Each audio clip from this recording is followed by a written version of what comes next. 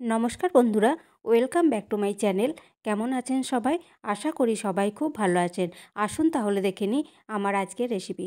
আমার আজকের রেসিপি পুঁই শাকের সঙ্গে কাতলা মাছের মাথা দিয়ে ছেঁচড়া। ছেঁচড়া তো বাড়িতে আপনারা অনেকেই বানিয়ে থাকেন, কিন্তু আমি কিভাবে বানাই সেটাই আপনাদের সঙ্গে শেয়ার করলাম।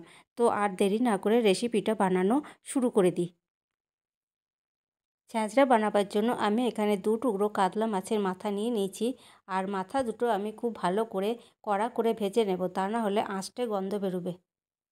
খুন্তি করে চেপে চেপে ভেঙে নিয়ে ভেতরটাও খুব ভালো করে ভেজে নিয়েছি। তো ভাজা হয়ে গেছে, এবার কড়াই থেকে তুলে নেব। এবার কড়াইয়ে কিছুটা পরিমাণ সর্ষের তেল দিয়ে দিয়েছি, আর ফোড়নের জন্য দিয়েছি গোটা জিরে, শুকনো লঙ্কা, তেজপাতা। ফোড়নগুলি ভাজা ভাজা হয়ে গেছে, তো পেঁয়াজ কুচি দিয়ে দিয়েছি। তো পেঁয়াজও ভাজা হয়ে গেছে, এবার দিয়ে দিলাম গ্রেট করে রাখা আদা কুচি আর রসুন কুচি। তো আদা কুচি, রসুন কুচি পেঁয়াজের সাথে ভালো করে ভেজে নেব যতক্ষণ না কাঁচা গন্ধ চলে যাচ্ছে।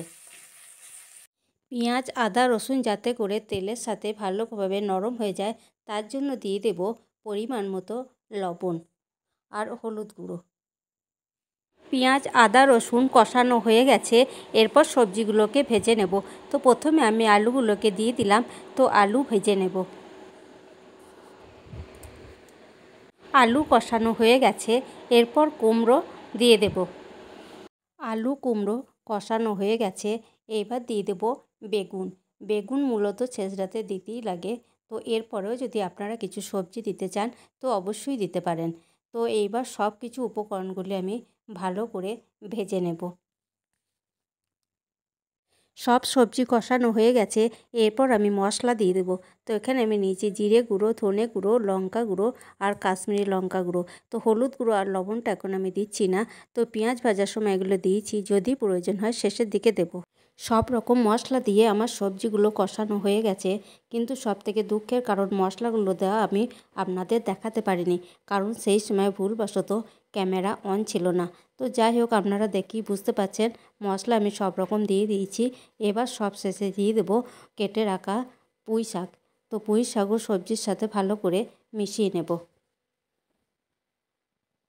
শাক, সবজি আর মশলার সাথে মেশাবার সময় আমি গ্যাসের ফ্লেমটাকে মিডিয়ামেই রেখেছি, কিন্তু যখন মেশানো হয়ে যাবে পুরো রান্নাটা আমি লো ফ্লেমে ঢাকা দিয়ে দিয়ে করব। তো এখানে আমি কোনো জলের ব্যবহার করব না, কারণ ছেঁচড়ায় জল দিয়ে রান্না করলে একদমই খেতে ভালো হয় না।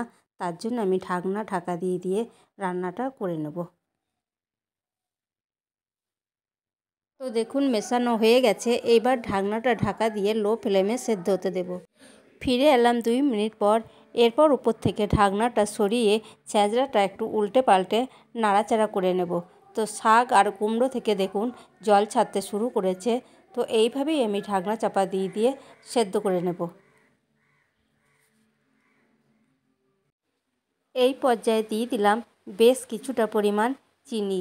তো চিনি দেওয়ার পর আমি সব কিছু উপকরণগুলি ভালো করে একটু নাড়াচাড়া করে নেব।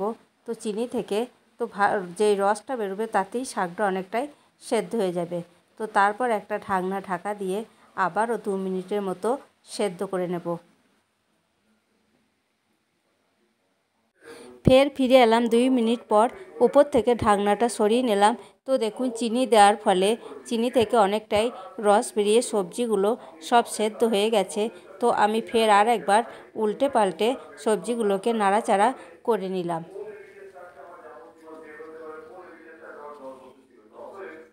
সব সবজি ঠিকঠাক সেদ্ধ হয়ে গেছে। তো সবজিগুলো আগেই কষতে কষতে অনেকটা সেদ্ধ হয়ে গেছে। তারপর ঢাকা দিয়ে দিয়ে লো ফ্লেমে আমি সবজিগুলোকে ভালো করে সেদ্ধ করে নিয়েছি। তো এইবার দিয়ে দিলাম মাছের মাথা। তো মাছের মাথা দিয়েও যাতে সবজির সাথে ভালোভাবে মজে যায়, তার জন্য ঢাকনা দিয়ে কিছুক্ষণের জন্য ঢেকে দেব। ফিরে এলাম ঢাকনাটি খুলে নিয়ে। তো দেখুন খুব সুন্দর ছেঁচড়া মাখো মাখো হয়ে গেছে। তো আমি এর থেকে বেশি আর টানাবো না, আর আমি এখানে আর কিছু দেবও না। অবশ্যই আপনারা এই সময় একবার লবণ আর মিষ্টিটা চেক করে নেবেন। তো তৈরি হয়ে গেল কাতলা মাছ আর পুঁই শাক দিয়ে ছেঁচড়া। তো বাড়িতেও আপনারা ঠিক এইভাবে বানিয়ে নিন, আর গরম গরম ভাতের সাথে পরিবারের সবার সঙ্গে মজা করে খেতে থাকুন। কেমন লাগলো আমার এই রেসিপিটি? যদি রেসিপিটি ভালো লেগে থাকে তাহলে অবশ্যই লাইক, কমেন্ট, শেয়ার করবেন আর চ্যানেলটিকে সাবস্ক্রাইব করে পাশে থাকবেন। ভালো থাকবেন, সুস্থ থাকবেন। এখনকার মতো বিদায় নিচ্ছি। দেখা হবে অন্য কোনো ভিডিওতে, অন্য কোনো রেসিপিতে। ধন্যবাদ।